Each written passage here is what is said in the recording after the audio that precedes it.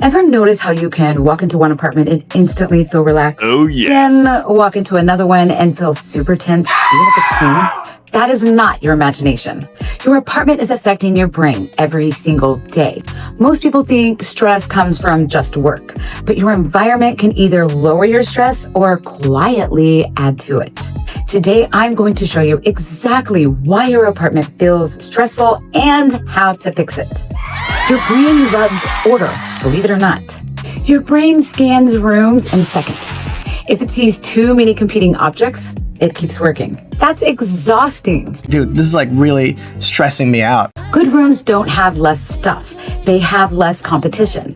Everything has a place. Everything makes sense. Then there's the visual noise. Visual noise isn't clutter, it's random. Different colors, different styles, random chords, tiny decorations everywhere. Nothing matches. Your brain has to process on all of those things, whether you realize it's happening or not. That's mentally exhausting. Another stressful mistake, bad layouts. Furniture shouldn't create obstacles. If you're constantly walking around chairs or squeezing between furniture or bump into things, your room never feels comfortable. Good layouts feel effortless. Lighting changes everything.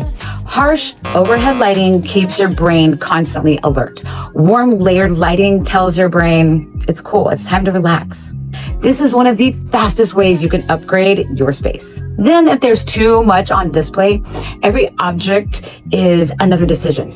Books and collectibles, electronics, random decorations. If everything is demanding attention, nothing feels peaceful. Create one restful area.